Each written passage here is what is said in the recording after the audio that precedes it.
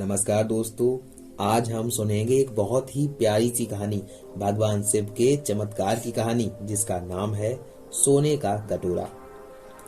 दोस्तों, तमिलनाडु में एक स्थान है तोड़ीपुरम। वहाँ पर एक ब्राह्मण दंपति रहता था। पति पत्नी दोनों शिव के उपासक थे। छल कपट और लोभ लालच से बहुत दूर थे। ईश्वर से यही मांगते, हमें कुछ नहीं चाहिए प्रभु, बस आपके चरणों में हमारा प्रेम बना रहे। वो दोनों सच ही बहुत ही भाग्यशाली थे और शिव के बहुत बड़े उपासक थे। एक दिन उनके घर पर एक बालक ने जन्म लिया। वो बालक बहुत ही अनोखा था। उसके पैदा होते ही घर खुशियों से भरने लगा। माता पिता ने प्यार से बालक का नाम रखा शंभू। शंभू के पिता रोज शिव मंदिर में पूजा करने जाते थे। मंदिर के पास ही एक तालाब था। तालाब में स्नान करने के बाद वह मंदिर में जाकर शिव की स्तुति करते। शंभू भी यह देखता, कभी कभी जिद करता, पिताजी मुझे भी अपने साथ ले चलिए ना। शंभू के पिता हंसकर कहते, अभी तुम छोटे हो बेटे, जरा और बड़े हो जाओ। एक दिन शंभू के पिता सुबह मंदिर जाने के लिए तैयार हो रहे थे। जैसे ही वह रास्ते से निकले, शंभू भी उनके पीछे पीछे चल पड़ा। अभी केवल वह 3 वर्ष का था। पिताजी ने बहुत समझाया, लेकिन शंभू नहीं माना। हार कर शंभू के पिता उसे भी कंधे पर बैठाकर साथ ले गए। पहले वह मंदिर के पास वाले तालाब में स्नान करने गए। उन्होंने शंभू को किनारे से दूर बैठा दिया, खुद तालाब के पानी में नहाने लगे। शंभू दूर से अपने पिता को नहाते हुए देख रहा था। नहाते समय उन्होंने तालाब के पानी में डुबकी ली। शंभू डर गया, सोचने लगा, कहीं मेरे पिता डूब तो नहीं गए। डर के मारे बालक की चीख निकल गई, अम्मा पापा। पिता ने तो बालक के चिल्लाने की आवाज नहीं सुनी। संयोग से उसी समय शिव पार्वती जी वहां से जा रहे थे। बालक के रोने की आवाज सुन दोनों ठिठक गए। शिव ने पार्वती से कहा, सुना नहीं इस बालक ने अम्मा अप्पा कहकर हमें बुलाया है। आज से यह हमारा बेटा है। शिव जी की बात सुन पार्वती मुस्कुराती हुई बालक के पास आई। रोते हुए बालक को अपनी गोद में लिया। उसके आंसू पहुंचे। बालक चुप होकर उन्हें निहारने लगा। माता पार्वती ने पूछा, क्या भूखे हो, दूध पियोगे? अगले ही पल उनके हाथों में एक सोने का कटोरा था, जिसमें मीठा दूध भरा हुआ था। पार्वती जी ने शंभू से कहा, लो पियो। बालक शांत होकर चुपचाप दूध पीने लगा। कुछ देर में शिव पार्वती दोनों चले गए। शंभू के पिता नहाकर तालाब से बाहर आए।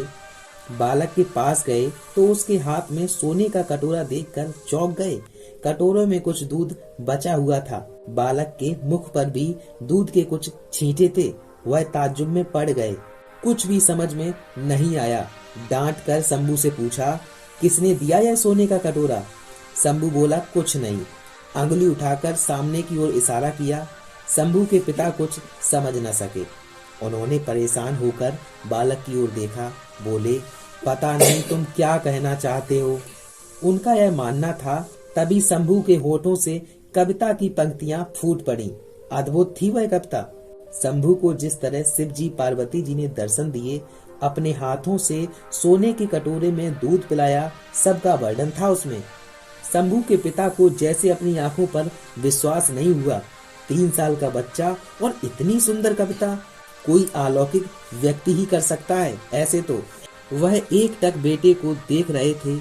जब शंभू की कविता समाप्त हुई तो वह उसे कंधे पर बैठाकर खुशी के मारे नाचने लगे। सारे जीवन में शिव की पूजा उपासना करके भी जो वह नहीं पा सके थे, वह इस छोटे से बच्चे ने पा लिया। शंभू के पिता ने उसे कंधे पर बैठाकर मंदिर की ओर चल पड़े। वहां इस अलौकिक घटना की चर्चा तेजी से फैल गई। सभी लोग शंभू को शिव जी का प्रिय जानकर हाथ जोड़ने लगे। अब शंभू के दर्शन करने के लिए दूर दूर से लोग आने लगे। सभी उसे अपने अपने शहर या गांव में बुलाते थे। उसकी मधुर बातें और कविता सुनते थे। एक दिन शंभू को किसी दूर के मंदिर में बुलाया गया। उसके पिता उसे कंधे पर बैठाकर ले जा रहे थे, लेकिन शंभू ने कहा, पिताजी मैं भी पैदल चलूंगा, जैसे आप और सभी भक्त चल रहे हैं। शंभू नंगे पैर जमीन पर चलने लगा। अचानक मंदिर के पुजारी को लगा, शिव की मूर्ति हिल रही है। डर के मारे पुजारी ने हाथ जोड़ लिए। तभी उसे आवाज सुनाई दी, मेरा प्रिय भक्त मेरे दर्शन के लिए नंगे पैर आ रहा है। उसके पैर में अभी अभी कांटा चुभा है। जाओ उसे मोतियों के पर्दे वाली पालकी में बैठा कर लाओ। लेकिन प्रभु, कहाँ से आएगी ऐसी पालकी? पुजारी ने पूछा। मंदिर के भीतरी प्रकोष्ठ को खोलकर देखो, वही है पालकी। मंदिर के पुजारी ने दौड़कर भीतर की कोठरी का ताला खोला। सचमुच वहां मोतियों के पर्दे वाली पालकी थी। सैकड़ों लोग इकट्ठे हो गए। शंभू को पालकी में बैठाकर मंदिर में लाया गया। पीछे पीछे लोग चंबल डुला रहे थे। ढोल झांझ मजीरों से कीर्तन हो रहा था। अब तो शंभू की ख्याति दूर दूर तक फैल गई। एक दिन शंभू ने अपने घर के बाहर एक शोर सुना, नावक सर आ रहे हैं, नावक सर आ रहे हैं। नावक सर बहुत बड़े संत थे। सभी उनका सम्मान करते थे। नावक सर को अपनी ओर आते देख शंभू तेजी से उनकी ओर दौड़ा और उसने उन संत से कहा, आप संत हैं, मेरे पिता के समान हैं। आपके दर्शन करके मैं धन्य हो गया। कहकर शंभू उनके चरण छूने के लिए झुका। लेकिन आश्चर्य, नावक सर पहले ही प्रणाम करने के लिए झुक चुके थे। प्रसन्नता भरे स्वर में बोले, आप जैसी सिद्धि किसी को मिलती है? मैं आपके दर्शन करके धन्य हो गया। अब वे दोनों मित्र बन चुके थे। शंभू और नावक सर दोनों साथ साथ तीर्थ यात्रा के लिए निकल पड़े। घूमते घूमते वे वेदारण्यम नामक स्थान पर आए। वहां वे प्राचीन मंदिर के दर्शन करने लग गए। उन्होंने देखा मंदिर के विशाल पट बंद थे। उन पर बड़ा सा ताला लटक रहा था। उन्होंने लोगों से पूछा, मंदिर का दरवाजा क्यों नहीं खुल रहा? तब एक बूढ़े व्यक्ति ने बताया, मंदिर का यह पट नहीं खुलेगा। आप चाहें तो साथ वाली खिड़की से भीतर जा सकते हैं। लेकिन ऐसा क्यों? पूछने पर उसी बूढ़े ने बताया, कहा जाता है एक बार देवता इस मंदिर में पूजा करने आए थे। पूजा करने के बाद वे मंदिर के पट बंद करके चले गए। तभी से यह मुख्य दरवाजा नहीं खुला। शंभू ने नावक सर से कहा, मेरी इच्छा है हम इस मुख्य द्वार से ही भीतर जाकर पूजा करें।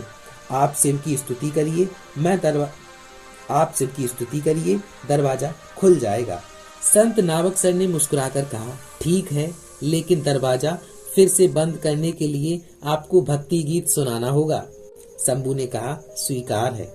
शंभू के मुख पर हंसी झलक उठी और सचमुच नावक सर ने जब शिव की स्तुति की, मंदिर के द्वार खुल गए। आसपास खड़े लोगों ने यह चमत्कार देखा तो जय जयकार कर उठे। इसके बाद सभी ने मंदिर में जाकर पूजा की। पूजा करके वे बाहर आ गए। शंभू ने अपना भक्ति गीत सुनाया। खड़ खड़ खड़ की आवाज हुई। सबके देखते देखते मंदिर के कपाट फिर बंद हो गए। शंभू और संत नावक सर आगे बढ़ गए।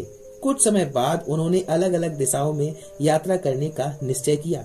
चलते चलते शंभू मैलापुर पहुंचा। सारा शहर उसके दर्शन के लिए उमड़ पड़ा। उसमें दयाराम नाम का एक व्यक्ति भी था। वह उस शहर का सबसे धनी व्यापारी था, शिव का भक्त था। उसने शंभू का खूब स्वागत सत्कार किया और अपनी सारी संपत्ति शंभू को देनी चाहिए। पर शंभू ने कहा, ठीक है, यह संपत्ति अब मेरी हो गई। अब इसे मेरी ओर से लोगों की भलाई में लगाओ। कुछ दिन भ्रमण के बाद शंभू घर लौट आया। तब तक माता पिता उसके विवाह के लिए चिंतित हो उठे। शंभू अब 16 वर्ष का हो गया था। माँ ने कहा, अब मैं बूढ़ी हो गई हूँ, घर में बहू आए, मेरी यह इच्छा पूरी नहीं करोगे शंभू? शंभू अब ना नहीं कर सका। नल्लूर की एक सुंदर लड़की के साथ उसका विवाह तय हो गया। लेकिन शंभू तो कुछ और ही तय कर चुका था। उसके चेहरे पर अनोखा तेज दिखाई दे रहा था। जैसे ही विवाह की रस्में पूरी हुई, सभी लोग मंदिर में दर्शन के लिए गए। आगे आगे शंभू और उसकी पत्नी और माता पिता थे। मंदिर में जाकर शंभू ने प्रार्थना की, प्रभु अब मुझे अपने चरणों में स्थान दीजिए। तभी एक विचित्र चमत्कार हुआ।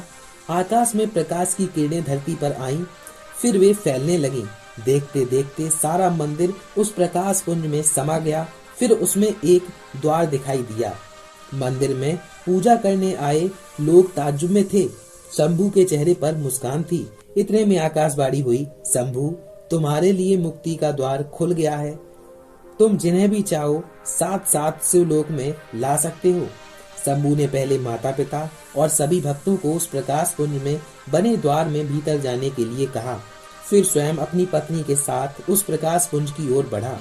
जैसे ही उसने जगमगाते प्रवेश द्वार के भीतर पैर रखा, वह प्रकाश सिमट गया। रह गया था केवल गांव का मंदिर और उसका सोने की तरह झिलमिलाता शिखर, जो आज भी एक अनोखी कहानी सुना रहा था। तो दोस्तों, आज की हमारी ये कहानी यहीं पे समाप्त होती है। अगर आपको ये कहानी अच्छी लगी है तो इसे और लोगों के साथ भी शेयर करें, और क्या आप ऐसी ही कहानी सुनना चाहते हैं तो कमेंट करें। मिलते हैं आपसे फिर एक अगले वीडियो में।